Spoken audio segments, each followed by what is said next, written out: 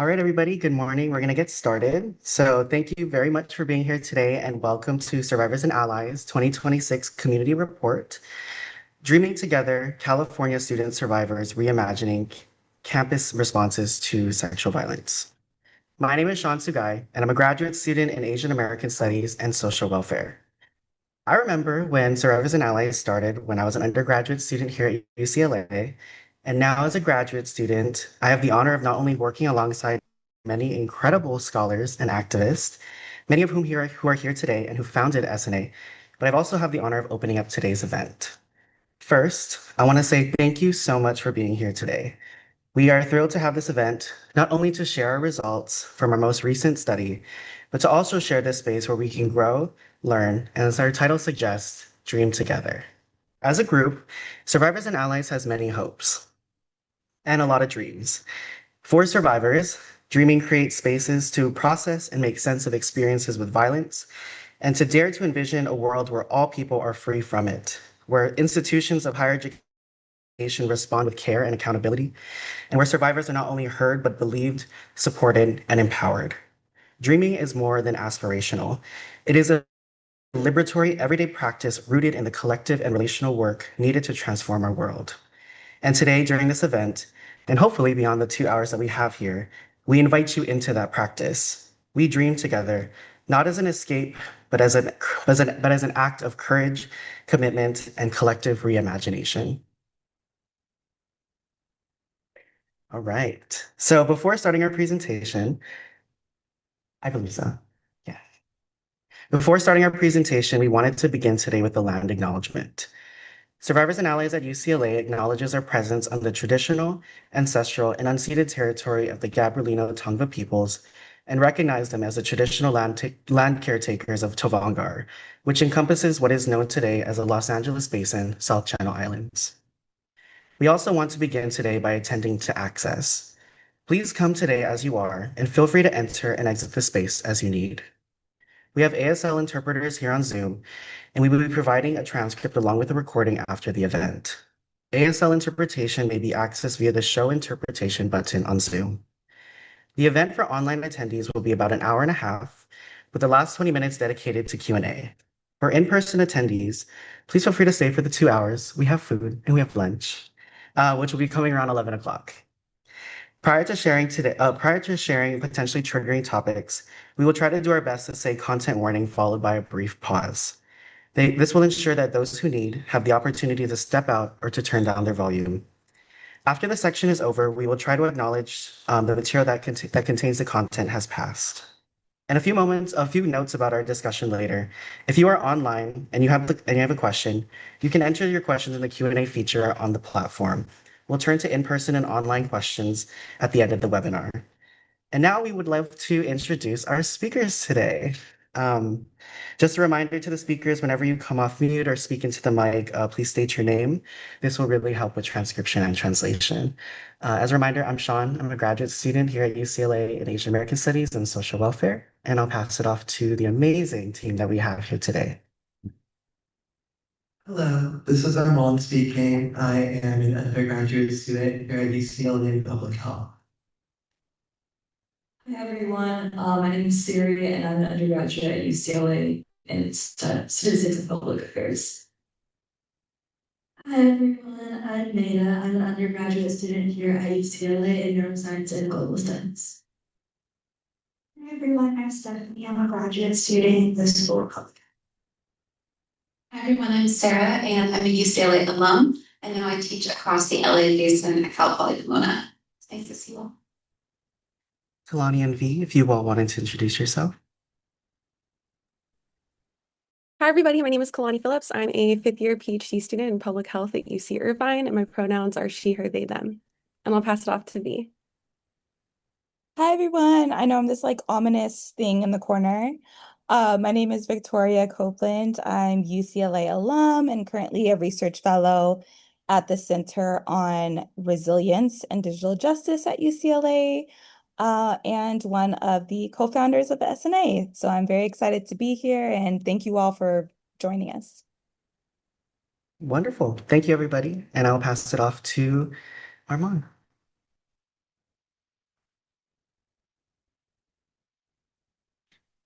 Hello, this is Armand speaking. This report and event was made possible through generous funding from the UCLA Center for the Study of Women's Dry Sand Center, the UCLA Semel Healthy Campus Initiative, the UCLA Bruin Advocacy Grant, the UC Irvine Wen Public Health Department of Health, um, Society and Behavior, the H&H Lee Charitable Foundation, the UC Irvine Initiative to End Family Violence, the UCLA Center on Resilience and Digital Justice, and the UCLA Public Health Student Association.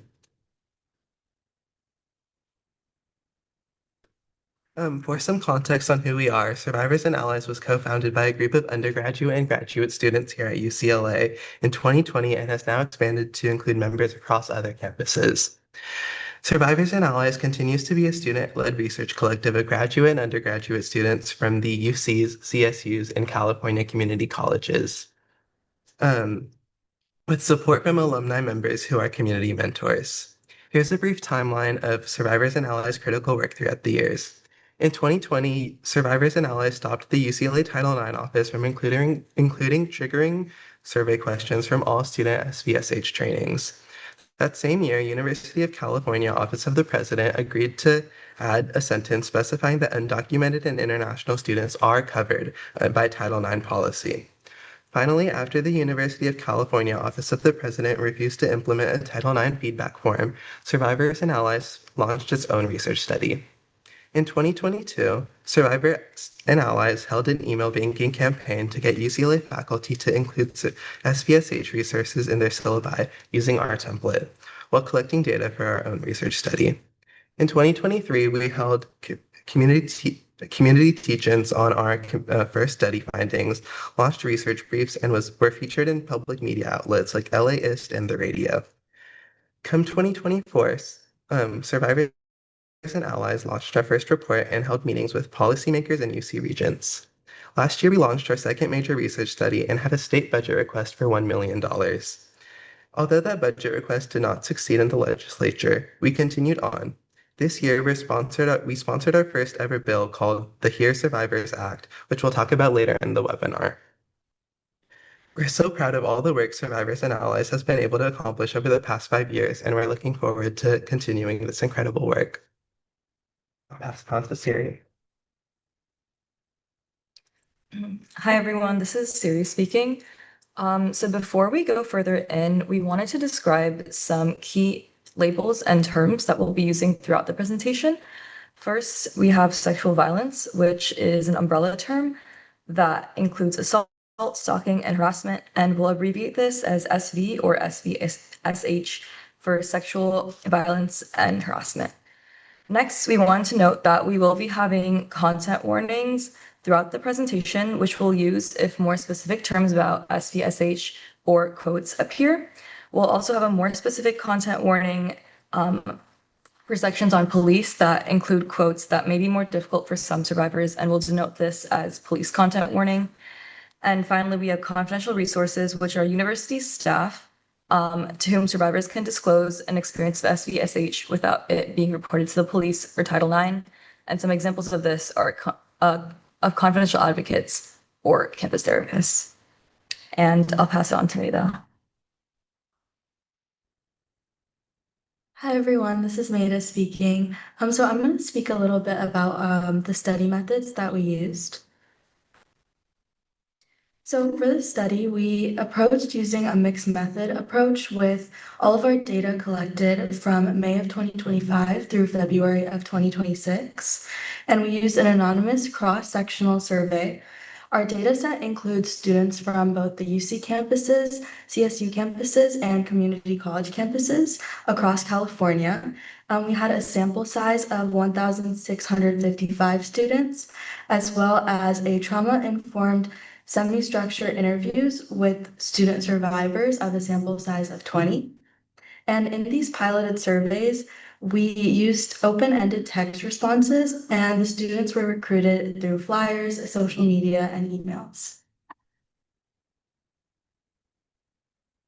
So this is just an overview of what our participant demographics looks like. So about 83% were racially minoritized, 78% were cis women, 76% 6% were undergraduate students, and about 56% were UC students. 65% of our sample size identified as survivors of sexual violence. Hi everyone, this is Siri speaking, and I'm going to be talking about our vision for survivor care at universities. So first, a key point that we wanted to highlight is that there's a disconnect between the resources that universities prioritize and those that are preferred by survivors. Currently, universities are primarily marketing and funding Title IX offices as the primary resource for survivors. But as we'll soon see, this is not often the most optimal resource. Survivors tend to have bad experiences with Title IX, and they tend to prefer confidential resources like care over Title IX instead. So we developed a new framework based on these findings from our study to describe this dynamic of survivors shouldering the burden of navigating institutional resources on their own. And we envision survivor autonomy and healing on their own terms to pursue whatever healing means to them rather than what is pushed by universities. In this presentation, we're going to cover information about current resources available to survivors, our study, and our hopes for the future of survivor care at universities. Primarily, we're going to be exploring the resources currently available to survivors at California colleges and universities, and the gaps between the knowledge and the effectiveness of these resources. We'll also be studying survivors' preferences as seen from our study findings and the misalignment between what resources are funded and what survivors prefer. And then we'll take a look into the survivors' calculus, which we'll be introducing to explore who really carries the burden of institutional resource finding. And then we'll be looking at a new model of care, which we've developed from these findings. Hi, everyone. Can you hear me okay? Yes, thank you, Wonderful. V. Okay, it's Victoria speaking. So yeah, let's get right into the findings. The first finding we wanted to present to you today was that university mandatory SVSH trainings are not effective. On the screen, it's a little bit small, but the quote says, "Sometimes you just click a button. You're not really paying attention to the modules." Next slide. Some key statistics we found in our study was one, that 33% of all students said trainings were ineffective or they could not remember them. That's 33% of all students. Number two is that 1 in 3 community college students couldn't remember receiving any mandatory training at all. And three, 66% of students could correctly identify all behaviors reportable to Title IX.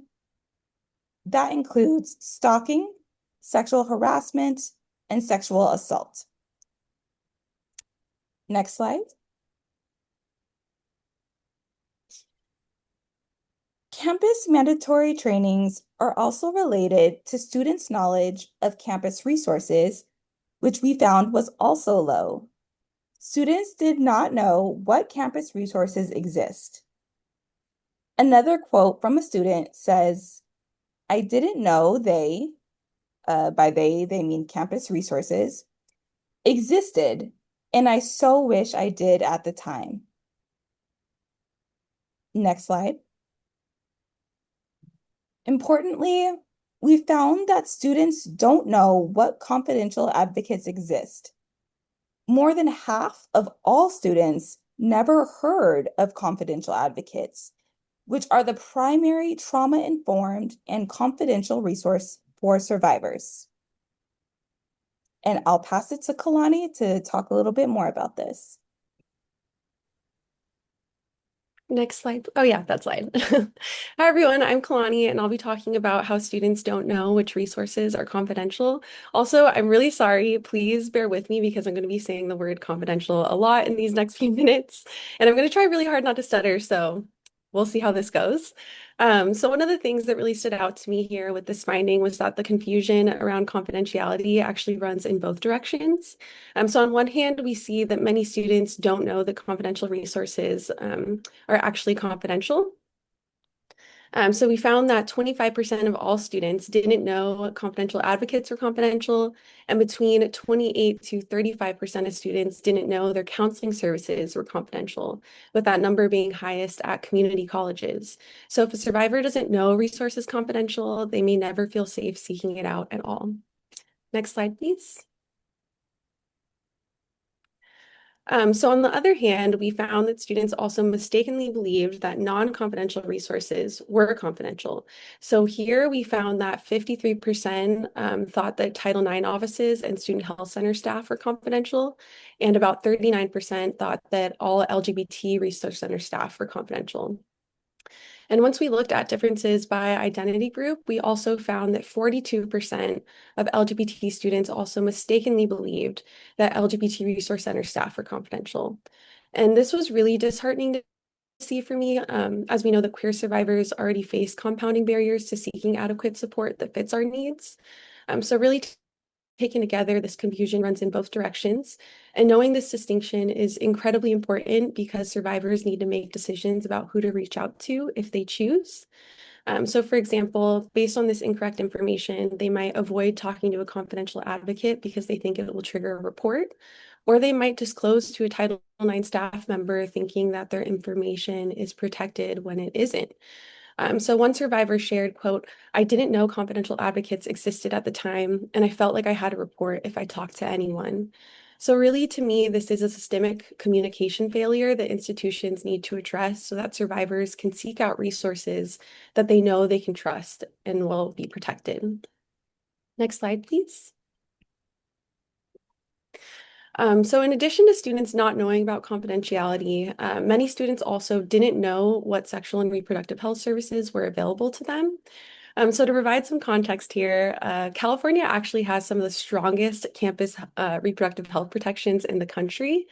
SB 24, for example, requires medication abortion on site at every UC and CSU.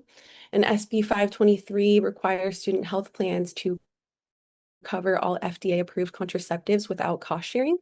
And these are really significant protections, but they only help students that actually know about them and know they exist. And young people already face so many barriers to reproductive health care, including financial strain, transportation barriers, and not always recognizing pregnancy symptoms.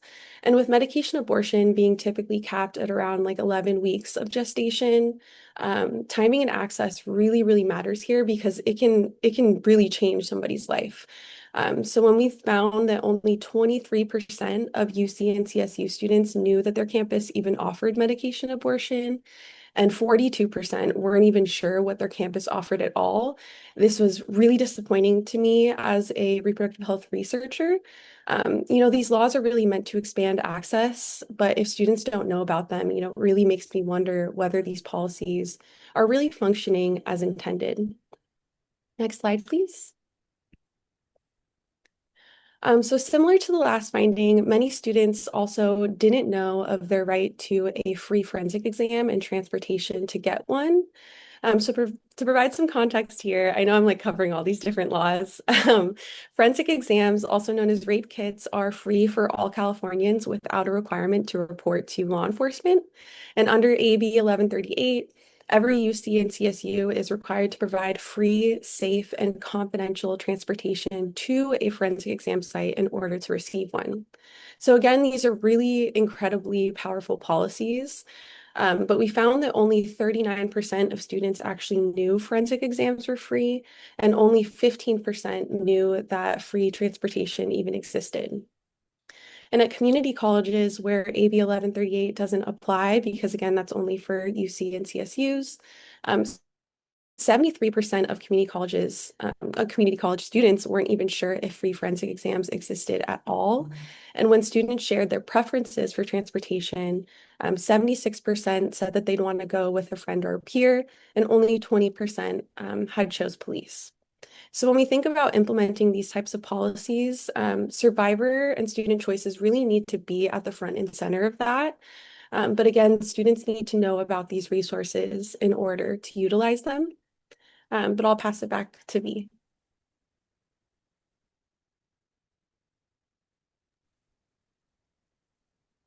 Thank you so much, Kalani. We're going to talk about another finding. Again, this is Victoria speaking. The fourth finding that we wanted to share was that universities underfund the resources that students trust most. So another quote from a student reads, "Just because they, the campus police, have power doesn't mean they'll use it to protect students." Next slide. Please note that there is a content warning, not for this slide, but the one following, just in case you need to mute for that slide or step out. So back to the slide. The average mean trust scores showed that confidential advocates rank the highest on trust for all students at a 3.7 out of 4, with 4 being highest trust, while campus police ranked the lowest at 2.8. Notably, survivors of sexual violence, LGBTQA+ students, and students with disabilities reported lower levels of trust in the Title IX office compared to non-survivor students and students who identified as heterosexual or having no disability. So again, survivors, LGBTQA+ students, and students with disabilities reported low levels of trust in the Title IX office. Next slide, please. The following quote, again, content wording, illustrates some of these findings more intimately. A student shared with us, "One of my friends was sexually assaulted, censored for the R word, by a student. And even though it was reported to Title IX many times, the student was still allowed to lead an orientation group of mostly underage students." So this is a very harrowing quote that really illustrates the issue. Just wanted to note one more time that there is a content warning for the following slide as well.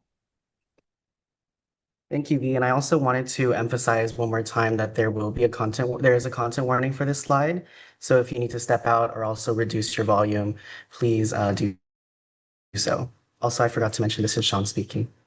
So in this section, I will be discussing how universities fail to ensure marginalized students' safety. And a content warning again for the quote on this slide.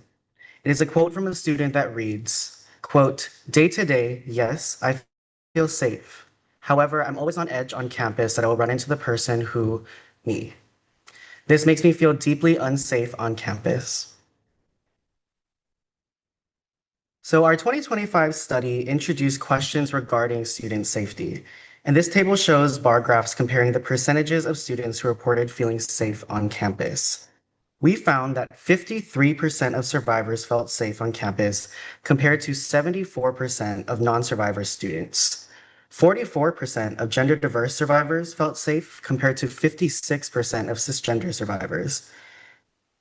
And 47% of survivors with disabilities felt safe compared to 60% of non-disabled survivors. And by institution type, we found that differences across UC, CSU, and community college students were not statistically significant between institutions.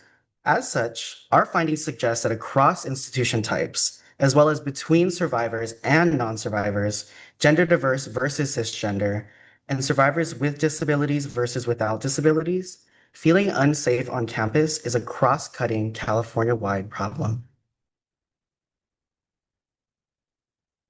Hi everyone, this is Stephanie speaking. Relatedly, the rapid expansion of harmful AI use leaves students vulnerable and unsupported. Technology-facilitated SVSH, abbreviated to TFSV, can be defined as a range of behaviors where digital technologies are used to facilitate both virtual and face-to-face sexually based harms. Our 2025 US-wide study found that 1 in 7 survivors experienced online sexual harm and 40% did not seek help for experiences of tech-facilitated SVSH. LGBTQIA+ survivors were nearly twice as likely to experience online sexual harm when compared to cisgender heterosexual survivors. Current campus policies fail to address these harms. California's education code currently does not require campuses to address tech-facilitated SVSH in mandatory SVSH training, and campuses offer no takedown assistance for survivors of image-based abuse, even as many campuses expand AI partnerships with technology companies. The absence of clear policy protections puts survivors at risk. From what we've learned, Survivors and Allies is proud to co-sponsor AB 2212, the Higher Education AI Response Survivors Act, which updates the definition of sexual harassment in the Education Code and requires California higher ed institutions to develop clear policies addressing tech-facilitated SVSH. We'll discuss more at the end of the presentation. Hi, everyone. This is Sean speaking again. So I wanted to bring down this conversation on safety to the university level. And at UCLA, safety is apparently a priority for survivors. For example, last Tuesday, March 31st, 2026, not that long ago, the UCLA Executive Vice Chancellor and Provost Darnell Hunt sent an email to the UCLA student body with the subject line, quote, "Protecting the rights, safety, and well-being of our community," end quote. Now, reading through this email, students were sent a myriad of links to policies and websites, which when you click them, sent you down a more of a rabbit hole of links to clicks and websites and policies. On the campus safety resource link, for example, students were welcomed by a mission statement that read, quote, "At UCLA, your safety is our top priority. We are committed to providing a secure environment where you can focus on your studies and enjoy campus life," end quote. This was followed by the subtitle, quote, "Bruins safe, Bruins ready," end quote. For survivors, however, we know that safety is never secured when universities continue to invest in conditions, services, policies, and infrastructures that facilitate harm and violence against survivors. And even on the Bruins Safe online website, the link to report a sexual assault immediately takes students to information about UC Police Department. Now, what does this say about the relationship between policing and campus safety? When USAID says Bruins safe, Bruins ready, we wonder, safe from what exactly and ready for whom? So based on our open-ended responses, the time of day and physical infrastructure of campuses made students feel unsafe. Poorly lit areas, dark parking lots, and isolated pathways were the most consistently cited safety concerns, particularly when students were alone or walking at night. Students also explained a distrust of institutional reporting processes. Title IX officers, campus administrators, and university police departments were described as ineffective, dismissive, and harmful to survivors. Many believed, and these are participants from our study, that campuses suppress incidents to protect institutional reputation, making formal reporting resources feel inaccessible and unsafe to use. Another significant safety concern for students was the presence of heavily militarized and excessive police on campus. Most students, especially survivors, do not trust police, do not believe police are able to provide trauma-informed care, and shared how these experiences were compounded with personal and related experiences with peers and family members. And so because of these, we have come to understand safety as an institutional term rather than the material conditions for student well-being. When institutions invest in safety, they invest in punishment and security through police, military, and surveillance. In other words, safety, as deployed by universities, is protection through violence, delivered in the language of care. And I'll pass it off to Sarah. Hi, everyone. This is Sarah speaking. I'm going to be talking a little bit about this new framework that we developed called the Survivor's Calculus. And this is a quote from a survivor that explains why they didn't report to campus resources. They said, "I didn't feel like they would do anything." So the Survivor's Calculus, again, is a framework that we developed to show how universities are shifting the burden of navigating resources onto survivors' shoulders rather than them helping survivors navigate them on their own. So this quote from a survivor says, "So many of us just like have anxiety about making a doctor's appointment or dentist appointment or phone call on a regular day. Add being actively, space of trauma and or distress does not make that easier." And so this quote, I think, is really powerful in getting at this idea that for someone who's just experienced trauma, asking them to navigate legal, financial, medical, social connections, telling people about their experience over and over and over again is a very difficult, and for many survivors, completely undoable process. One person cannot handle this without support, and yet that is exactly what universities are requiring survivors to do. So we created this graphic to help visualize at different levels how the survivor's calculus is operating. So at the individual level, survivors are dealing with things like shame and stigma that they feel about having experienced SVSH. They're also feeling institutional betrayal. And this also includes prior experiences. Like, let's say they had experienced something 6 months ago with their institution where it wasn't resolved adequately, and they're still feeling that now. They may be less likely to want to report. There's also interpersonal levels of survivors feeling like they may not be perceived well if they report to a certain resource. They're going to be belittled or dismissed by the campus police, for example, is a very common theme that we heard in the responses, that they might lose social connections if they're part of certain communities. And then finally, at the structural level, which is what Sean was talking about in the previous slides, is that universities are systematically underfunding confidential resources, which again are preferred by survivors, and they are actively marketing resources that we know, and many researchers have been showing for decades, are harmful to survivors on average, like the Title IX office and the police. And these are quotes illustrating these three levels. So at the individual level, sometimes we doubt ourselves and if it is serious or not and don't realize it until later. So this gets at kind of the time that it takes for survivors often to even realize that what happened to them was SVSH. At the interpersonal level, a survivor said, I'm part of the LGBTQ plus community. I felt like I messed up. You just feel almost bad, like you're bad mouthing your community. Again, this is why they did not want to report the incident. And then at the structural level, a survivor said, every center is too overloaded to adequately care for students. So we'll be coming back to this idea, again, this lack of funding for confidential resources, for counseling services, for the resources that survivors actually want to be going to.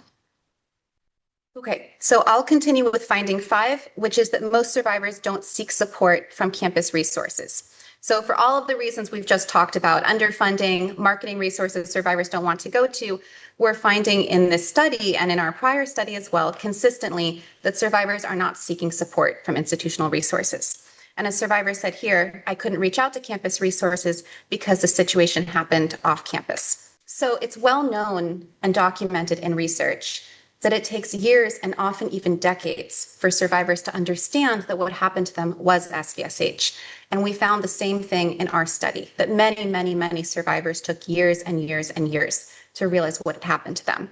This makes it very difficult to access support. One of the primary reasons that we found 49% of survivors felt that the incident wasn't serious enough for them to seek support. So literally everyone in the open-ended responses used the same word. It wasn't serious enough. They didn't feel that it was serious enough for them to seek out support. And you can see a survivor here who said, I did not choose to reach out to any resource at my university because I didn't realize what I experienced was considered SA.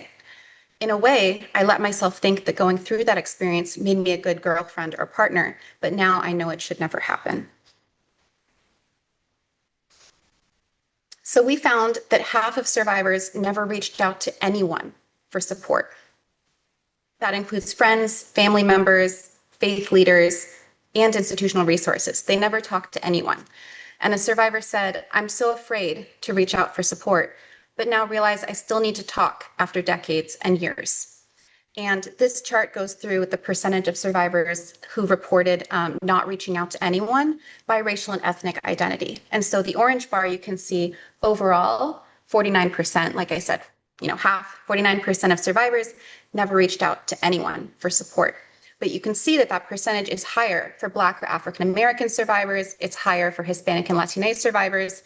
It's slightly higher for Asian American survivors. And then white-only survivors, fewer white survivors didn't reach out to anyone for support, and fewer multiracial survivors didn't reach out to anyone for support. So this graphic shows that these inequities based on racial and ethnic background that we have been discussing throughout the presentation continue into whether survivors feel comfortable reaching out to anyone for support. So we found that survivors are predominantly reaching out to friends for support when they do reach out.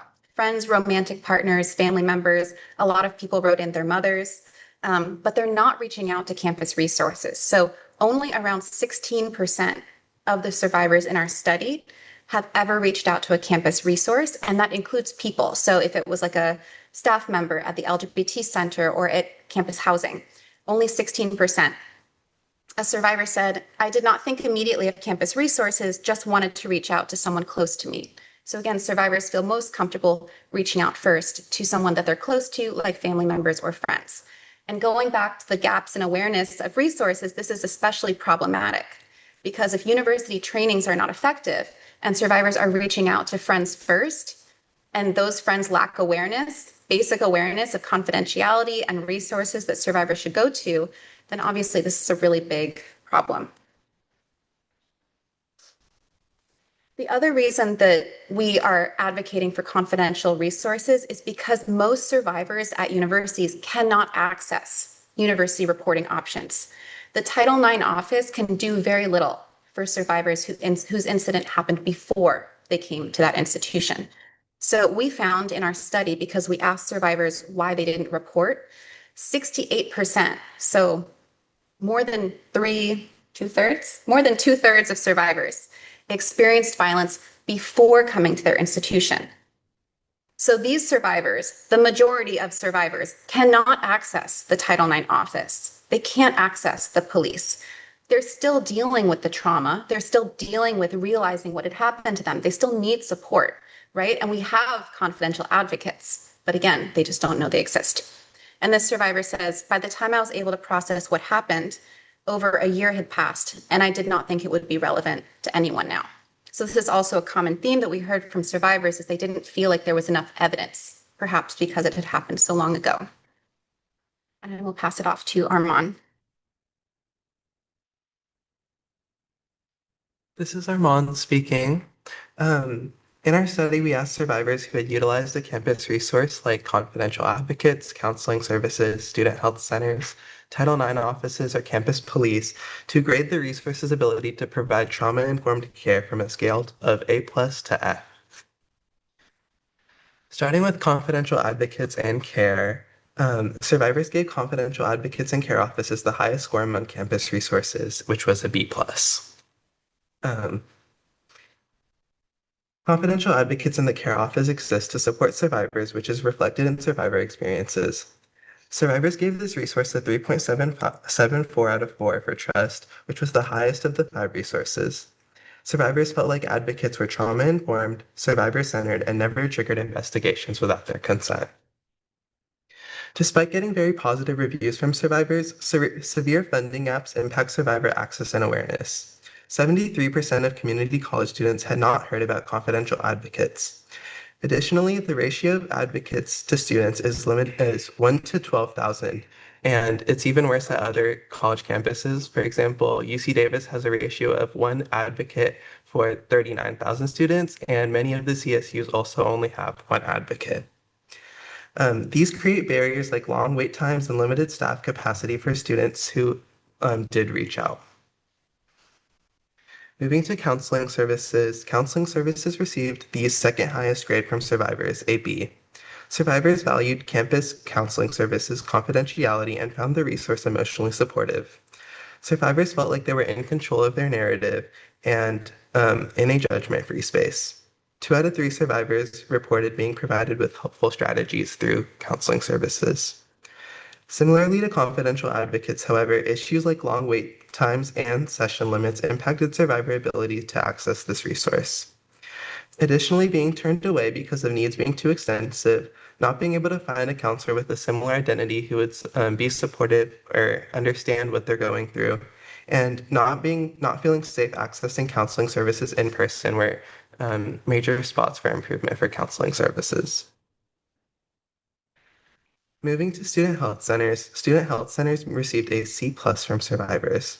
This was the most accessible resource for survivors due to its on-campus access. However, confusion about confidentiality and low emotional support were evident. In student healthcare centers, medical providers are mostly confidential, having to report elder abuse or child abuse. Healthcare center staff, however, are more of a sticky situation as while some may be confidential, others are not due to being labeled as responsible employees from Title IX.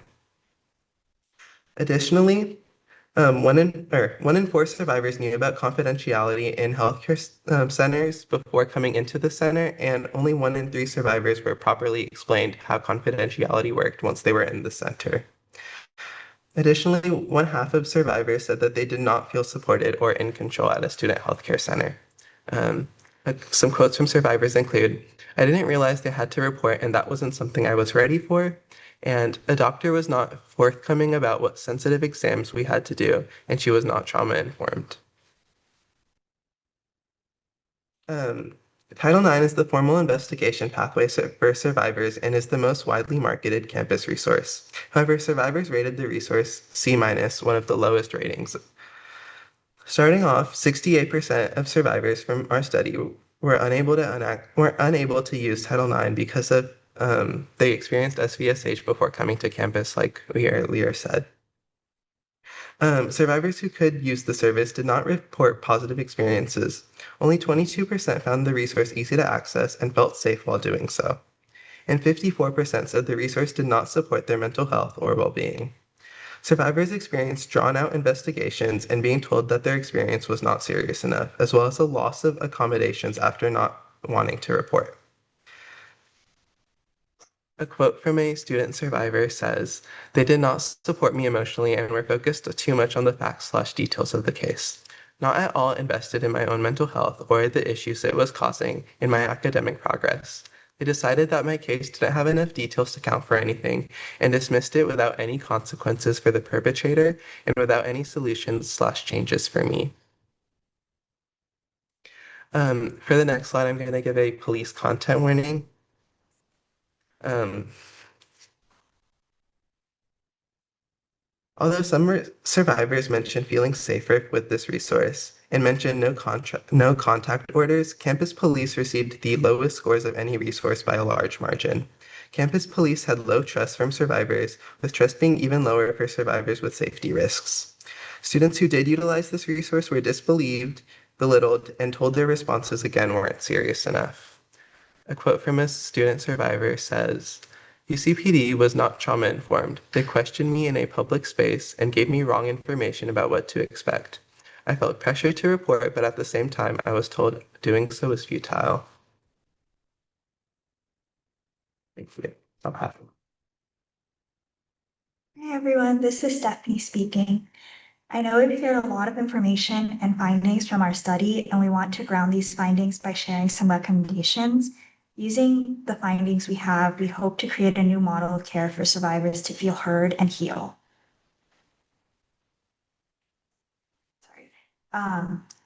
Additionally, this is a quote from our survey. It would be really helpful if there was a clinic or something like that, like a more robust resource. Our first recommendation is to utilize wraparound services, which are a team-driven, community-based approach to provide holistic, individualized care that fits survivors' needs and identities. Confidential advocates are already doing this work by listening to survivors' experiences and providing them with the support and resources they need. Examples of services include helping survivors connect and navigate mental health resources, connect survivors to resources for basic daily needs, help survivors return to school or receive accommodations, and if the survivor wants, assist with legal processes. We also found that with how underfunded confidential advocates are, relatedly, we think that funding confidential advocates needs to be a priority by the higher education systems. UCLA had only one advocate for every 11,000 students, and we are asking for equity with Title IX officers, which means that we want to fund confidential advocates to one for every 5,000, which is similar to how funded Title IX is. UC Davis also has a unique model that places confidential counselors into community centers that support students' individual needs and identities, and also provides a confidential advocate within the center. The goal of CAN is to increase student access, cultural representation, and decrease stigmatization. We believe that by placing an already established resource into the community centers, it'll be a low-cost recommendation that provides students with better care, and we hope other institutions also adopt this model. This is Sean speaking, and I will be talking about how we can also provide recommendations to transform campus safety priorities. So following the slide that I discussed earlier, our first recommendation is to invest in physical infrastructure. This includes improving lighting in parking lots, pathways, and campus edges, and then also expanding the frequency and capacity of late night shuttle services, public transit options, and safety escort programs that are non-police. Our second recommendation to transform campus safety priorities is to remove police on college campuses and invest in anti-carceral solutions. So our study found, and it is also nested within a broader literature, that LGBTQIA plus students and racially minoritized survivors are negatively impacted by a heavy police presence on campus. In response to this, we recommend that universities must invest in non-police, community-led safety that is not routed through law enforcement. And we're going to expand a little bit more on the next slide, but we also want to, in order to transform campus safety, we recommend expanding resources for peer support and advocacy programs. And this includes investing in peer advocates, survivor support groups, and community-based confidential resources. And what this could look like actually for campus safety is institutionalizing or investing in walking buddy programs that walk students to their transportation and pod mapping safety planning initiatives so that students can better understand how to navigate campus in a more relational, safe way. Hi everyone, this is Maida speaking. So I'm going to talk a little bit about one more of our recommendations, which is funding peer support programs and informal networks. So as we mentioned a little bit before, a lot of survivors tend to turn to friends or family first for support, and they often don't think about campus resources. A lot of survivors are also not aware of which campus resources are confidential resources. And more than 50% of students have never even heard of what a confidential advocate is. And this tends to steer students away from reaching out at all. So our study has shown that peer educator programs are the most evidence-backed but underfunded programs. So a majority of students in college campuses learn about these topics only one time, and it's often virtually during orientation. But our study has also shown that these sorts of trainings are not completely effective, as the trainings are not brought up ever again. And our recommendation is that we improve Title IX websites, and we'll go into an example on the next slide. And we also recommend that we have biannual emails from the president revolving this training. So this is an example of a current Title IX website. As you can see, there is no clear language on the consequences of what survivors get after reporting. And there's also no clear language that explicitly states confidentiality about reporting. The language that's described is damaging and can be harmful to students, especially if they end up reporting and they're not sure whether the resource is confidential or not. So resources such as the Frontline Police and Title IX offices often don't serve for students and survivors, and this can be damaging to them after reporting. Hi everyone, this is Sarah again. So we're really excited to be sponsoring with Assemblymember Bauer Cahan the AB 2212 Here Survivors Act. So we wanted to share a little bit about it, and you can scan the QR code to learn more. Essentially, the bill includes tech-facilitated sexual violence, which includes like AI-generated content in the California Education Code definitions of sexual harassment. So it creates this kind of ripple down effect where now it's in the California Education Code, so universities have to teach it in their Title IX, in their SPSH mandatory trainings, and they have to update their Title IX policies to make sure it's clear that tech-facilitated sexual violence is included in the Title IX policies, that students can report it if they wanted to.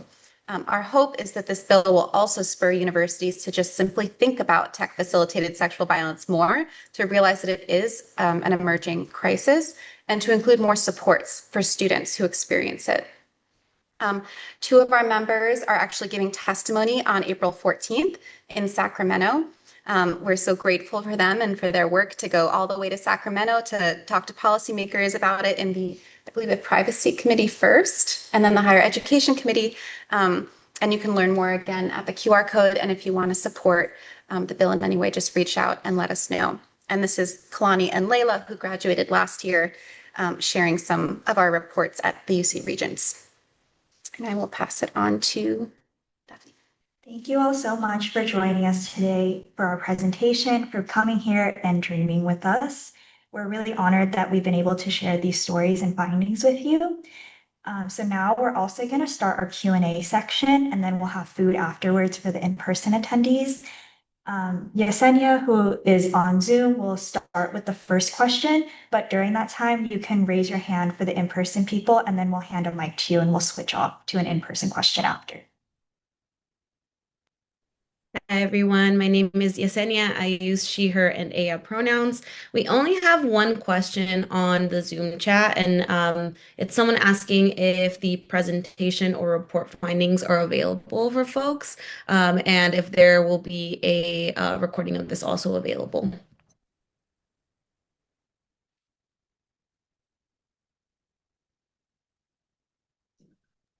I can take that. Yeah, so I just answered in the, sorry, my video's not up. I just answered in the chat, but we have a full report that is screen reader accessible, and that one's available now. If you go to our website, survivorsandallies.com, if you click our work, you will see that right on that page. And then our full designed report will be available later in May. But it'll be the exact same thing, just with more designs, more visually appealing. But yeah, that's all on our website. And thank you again to our funders, and the Center for the Study of Women for really helping us push these things out. But yeah, and about the recording, yes, we will have a recording available, and that will be sent. If you RSVP'd for the event, we will have your email and we will be able to send that once it's ready. Thank you, V. We do have one more submission online. If I can ask that one, and then I can pass it back to the in-person folks. So the next question is, how have you engaged campus resources with this report? And how do you envision further integrating the findings and recommendations into campus policies within the UC, CSU, and community colleges? And the comment added is, I think the resource ratings are super important to share. I can also drop the question in the chat if that's helpful to refer back to.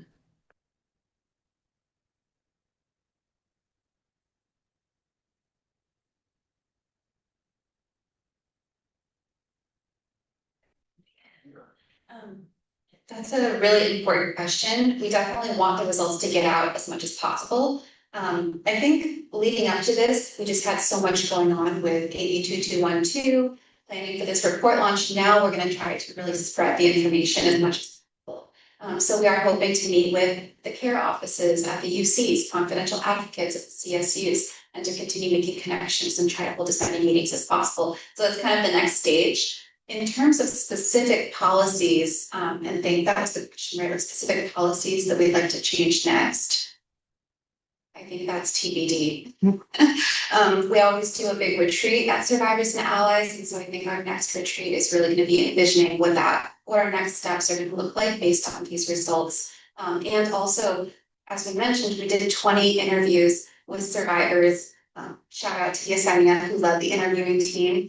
And we actually focused on survivors at community colleges because they are so under-resourced in general, and we're finding so many gaps in the survey. And so we are still analyzing those interviews. It just takes more time. And so that will also help us kind of spotlight what we want to be focusing on next, focusing on survivors' own recommendations. That's what we ask in the interviews. I also want to add on for anyone who is at or an alumni or is at one of the California higher ed institutions. Actually, I think any college, we've like had people from other colleges too. You're also very welcome to reach out to us and to learn how you can get involved. I think that next year there will be a lot of things to do with reaching out to different people and then also getting the policies passed. So there's a lot of space for more people to join.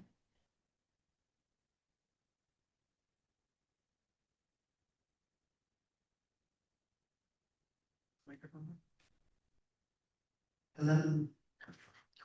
I can run this down to you. Yesenia, is it cool if we move to an in-person question? Yes, definitely. Thank you all.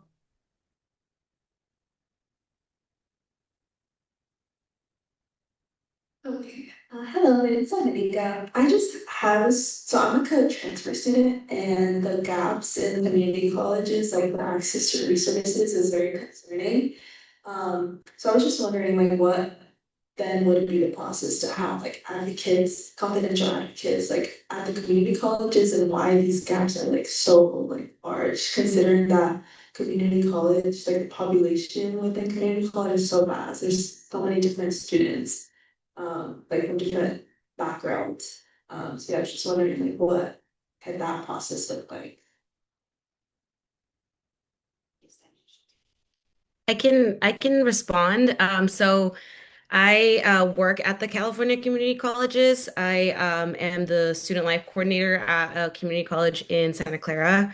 And I work with the student government. And this is something that we've been really advocating for a while now. It's a little difficult for the community college system because of the funding models for the community colleges is very much based on where they're located. And there's a law that also makes it difficult to sometimes allocate resources to be able to fund different initiatives. Again, very complicated. It's the 50% law. I'm not going to get into that. But part of the advocacy that we're doing on our end, it's very much been student led. And so one of our students who is a member of SNA, she wrote a resolution through the student government that has been passed by the Student Senate for California Community Colleges. And this organization represents all California community colleges, and they advocate at the state level to make changes to, whatever initiatives are passed. And so that did pass this past March. So that's really our first step to kind of try to get the word out. I think that that's the first thing is just bringing awareness to the impact that sexual violence is having on community college students. And then working with local legislators to try and impact change because, again, each individual community college has their own board of trustees that kind of decides what initiatives are moved forward. So we're starting local right now with our own community college and seeing where we can expand that. And I've also been in contact with some of our staff members from the California Community College Student Affairs Association. So we're starting to have discussions now, but it's very much in the beginning stages.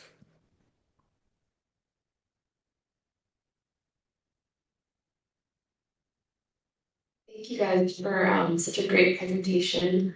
I think in thinking about the findings around survivors most often disclosing their experience of SPSH to friends or other loved ones, I'm curious if you guys are aware of any like resources or support that some of the confidential resources offer for people who have a close one who has experienced assault or violence, and maybe like what other recommendations you might have around further supporting, like bolstering those types of programs that offer that support to supporters, survivors. I don't care. Woohoo. Would you like to? Hi, y'all. My name is Heaven, and I'm one of the prevention and education advocates with the CARE program at UCLA. So everything that they said is true. We are a confidential resource. Unfortunately, about a lot of care offices, it's like you don't have to be just a survivor to access resources. Like we provide a lot of supportive services even for friends of survivors. We call them like supportive part people in their personal life. And so maybe if you're connected with a friend who's nervous about accessing resources, or you want to do the work of finding like more information about what we offer, we have our website, but you can always like access resources with us and then share that information with your friend and maybe help get them connected too. We're open. We provide a lot of like general support. There's all types of stuff that we can offer to survivors on campus. But I would definitely recommend like you can talk to me afterwards and I can talk to you more in depth about our resources. But like some of the things that we can help do with like providing general emotional support, like helping with the Title IX process, to help with reporting if you're comfortable with that, or even like writing letters of support to like professors. There's tons of things. So we're also struggling with trying to figure out how to share more about like what CARE does to make sure like students know about it on campus. So yeah, definitely check us out like on Instagram or look us up. And then you can talk to me after to get more information about CARE.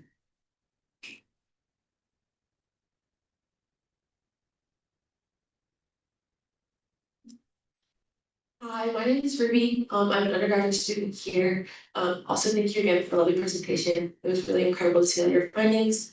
Um, I'm a student here, but I'm also part of a broader organization throughout West LA. And so I guess I was just wondering about how community organizations that aren't necessarily affiliated with UCLA or with like the community college or I guess like California college system in general can get plugged into your work. We're part of like the International Women's Alliance and we're like deeply rooted in UCLA. And we're just wondering like if there's any way that we can get plugged in, whether it's through like legislative like work or even contribute to like peer advocacy or like working through the CARE program or being able to provide that kind of outreach. I guess what has support looked like in the past or like proactively, what can we do like right now to support what you guys are advocating for?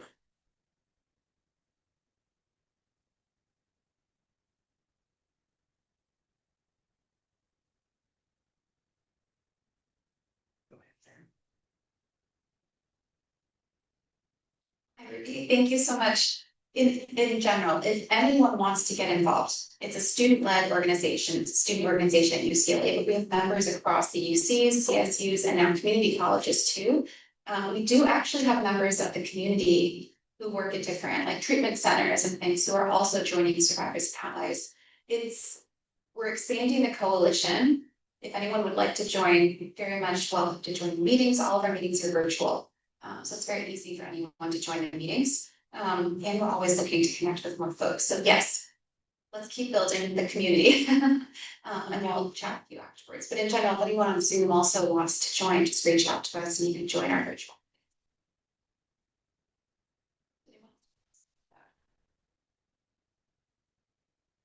I'm excited to learn what you're doing. Um, Sorry, I'm gonna pause the in-person for a second. Yesenia, are there any online questions? And then we can switch off to in-person again.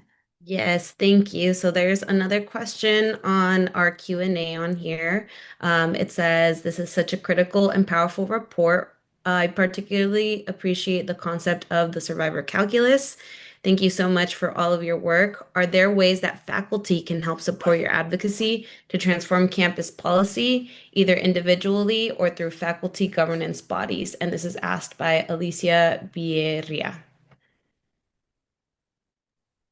I can take this one, and then someone can add if they want. But hi, Dr. Bieria. It's really lovely to see you here. I love your work, fangirl. So I'm glad I get to answer this question. Yeah, I think that as a student-led organization, we're always looking for assistance from anyone across the campus who is really invested in this work. We're gonna send a follow-up email with a just like information on how to get involved. And I'm sure we'll have a meeting to meet with folks who are interested.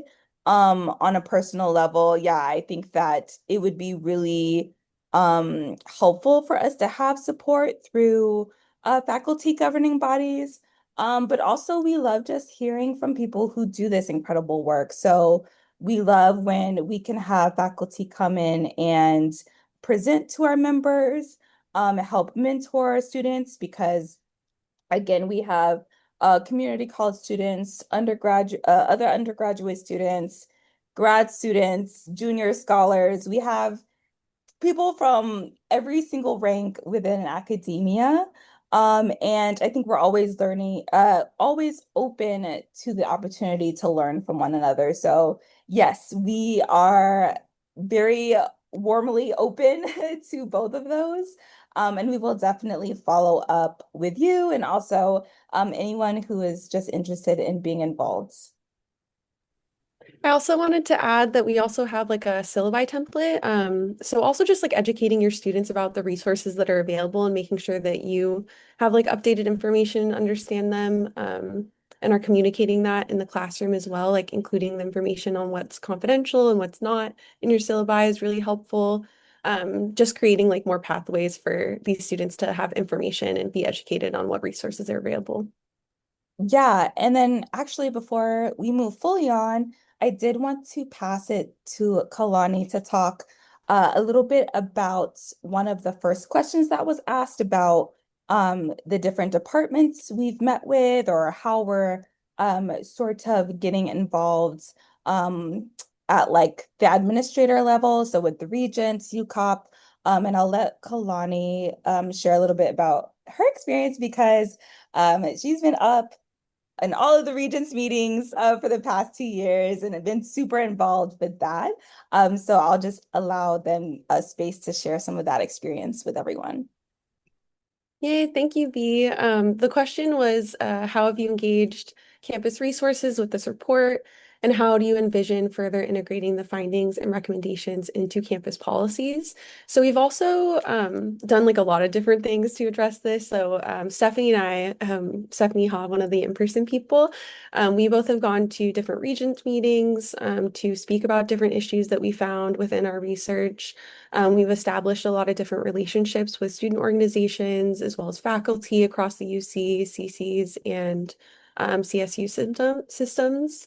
And then we've also done a lot of partnering with like different community organizations just to see like what research we can like conduct to support like other people's advocacy work and build like partnerships and relationships with them to see how we can support each other and kind of like create like new ways to figure out how to address these different issues through kind of understanding people's different perspectives and needs and things like that. So yeah, we've kind of just been partnering with a lot of different organizations, figure out different ways that we can kind of advocate and find support through student government and different ways like that. So we've done a lot of different things and it's been really fun.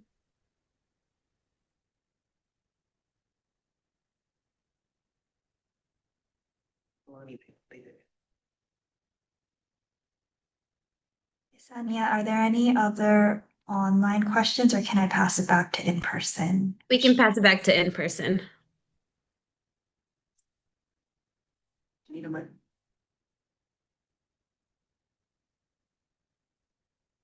Thank you all so much for the incredible and powerful work. I have a question for you all as researchers. When designing your methods, how did you incorporate care in that design process? The the recruitment, right? Before you, with the interviewees, during the interview process, and then as a follow-up for the interviewees, how have you designed and added care into your work? Take that. Melanie, that was your presentation at the American Public Health Association. Do you want to jump on that? I don't know if you heard Kalani, but we were all saying that you should take it. Could you repeat it? I couldn't really hear it that well. I'm sorry. Can you hear me now, Kalani? Yes. Okay, my question was about care in your design work for methods and how, as researchers, you have thought about your interviewees during the before process, recruitment, during the interviews, and after the interviews too. Yeah, so for interviews, we did a couple different things.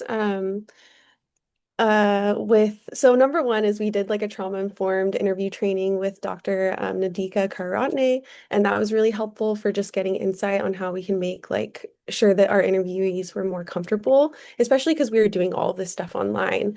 So something that was really important to me was making sure that we established like a connection beforehand.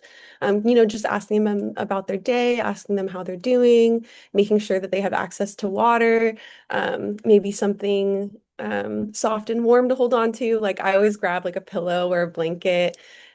Also making sure that I have like a warm background. So one that I have that I love to use is like there's like a really cute UCI background. It has like a nice little bird and all these cute colors on it. So just making sure that I create like a warm virtual space for them was really important to me.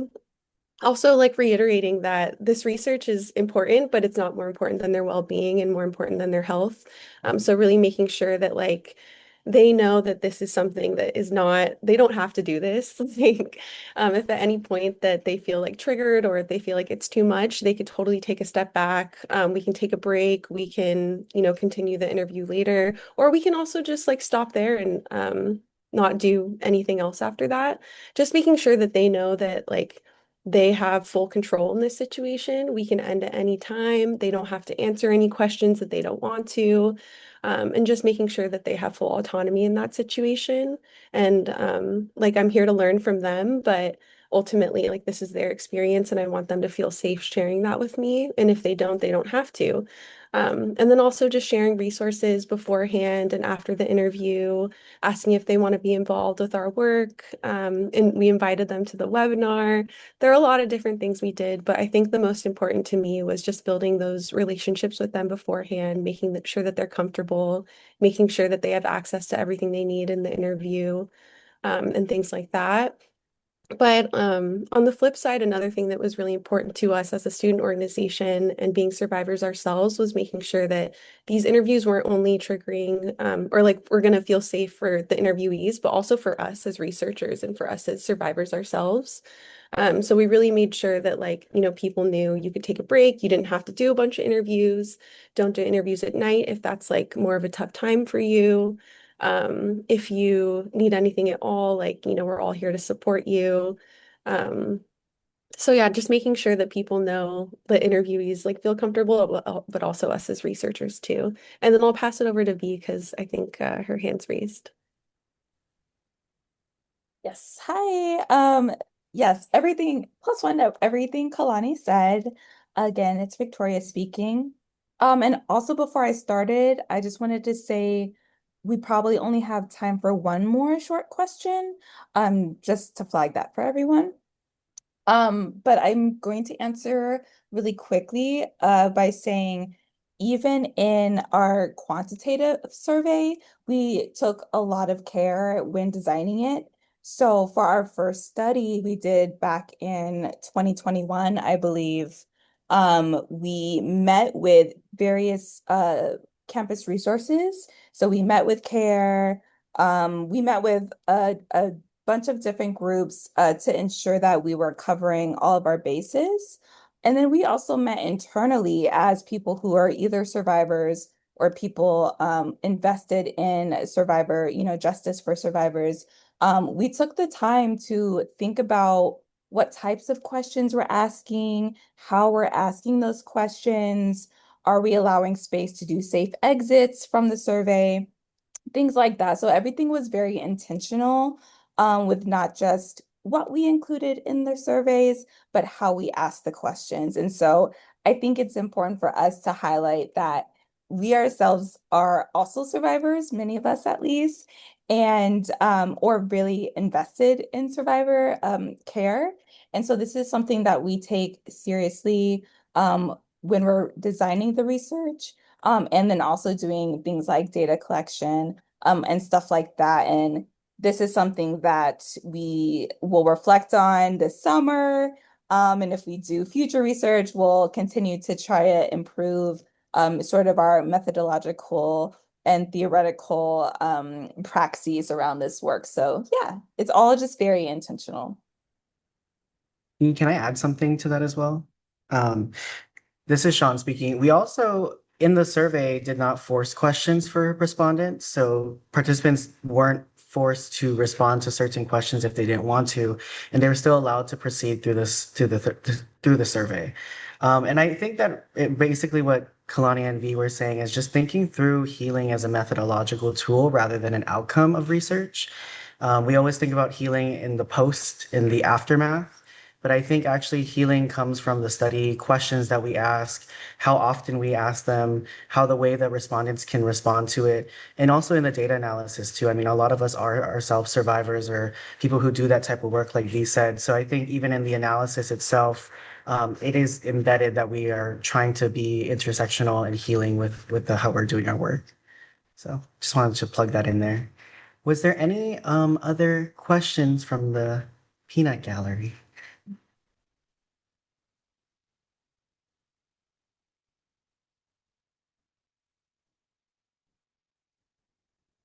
Yesenia, are we okay? All right. If we don't have any more questions, we are all open doors. I think Survivors and Allies, please take this event as an invitation to join us, join our work. We are always looking for writers, we're looking for researchers, activists. If you're an artist, a graphic designer, if you're a musician, if there's literally anything that brings you joy into this world and you want to channel that through the work that we do, please take this as an invitation to reach out to us.